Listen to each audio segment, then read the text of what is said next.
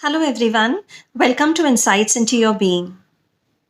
When I was a child, I must be in fifth grade, and I had joined this dance class which was very close to my house. And someone from the family used to drop me and pick me up from the class.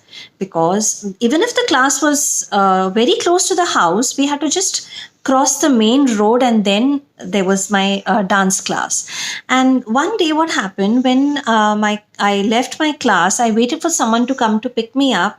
And what had happened at home was my brother thought the sister's going to pick me up, the sister thought my brother's going to pick me up.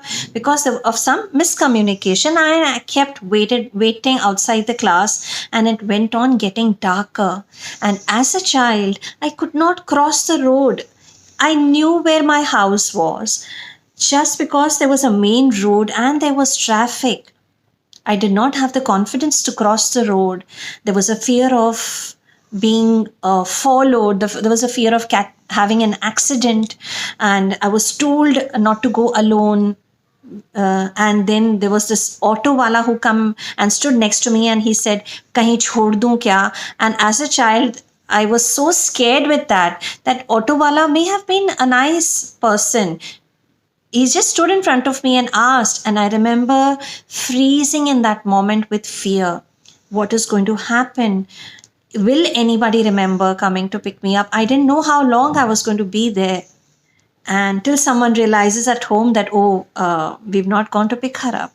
I didn't know how long that would take. And in that moment, I was just freezing, and the fear went on becoming so strong. And then suddenly, when I saw someone coming from my family, I was so happy. I just hugged them and I went home. I did not express what happened. They said sorry, we forgot. Oh, you are safe. They were happy to see me. I was happy to see them. And but what happened in those moments got ingrained in me, and the fear went on growing with me.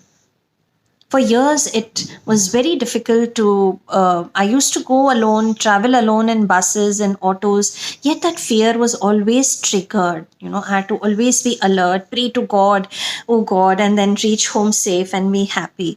That fear grows in with children. As the child grows, the fear grows. Allow your child to express. Whenever they go through something, make sure as a parent you ask them to narrate the entire incident.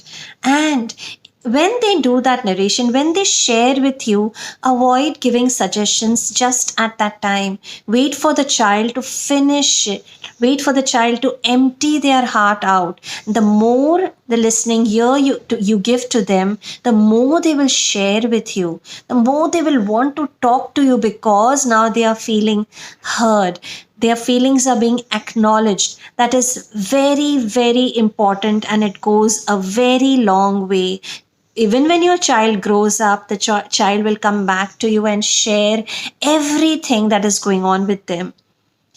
What happens is, in childhood, if their feelings are not acknowledged, if they are not loved and accepted just the way they are, they shut themselves down. They avoid sharing. If there is something going wrong outside the house with them, yet they will refrain from sharing it.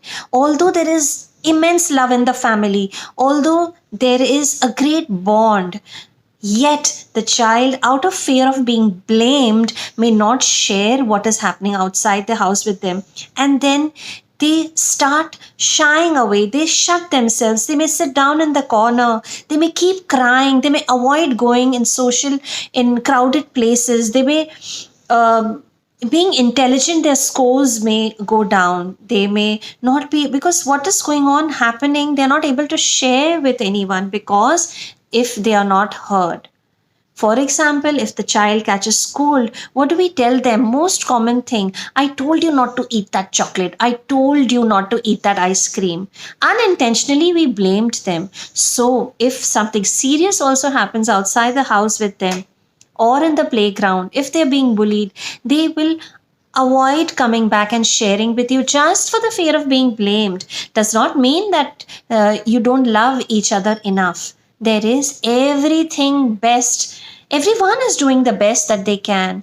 What is this mistake that we do is we Do not acknowledge their feelings in the present moment.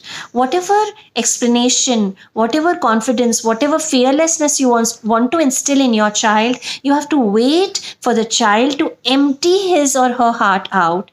And then, when they are satisfied after sharing, when they are felt heard, that's when, after some time or in that time, you can give your feedback, your suggestions. Immediately, it's a no no. You have to acknowledge and accept the child in the present moment when they come and share something with you. Avoid telling them डरने की क्या बात है when they are telling you मुझे डर लग रहा है. The fact is उनको डर लग रहा है. डरने की क्या बात है? If you tell them what's there to get scared, they will feel, oh, we are not supposed to get scared and I'm getting scared. That means there's something wrong with me. I'm doing something which I'm not supposed to do. There's something happening which is not supposed to happen. And then the complexes start building up. And if the parents love and accept the child, they are ready to face the world outside. The home is the most important place where the child has to be loved and accepted unconditionally.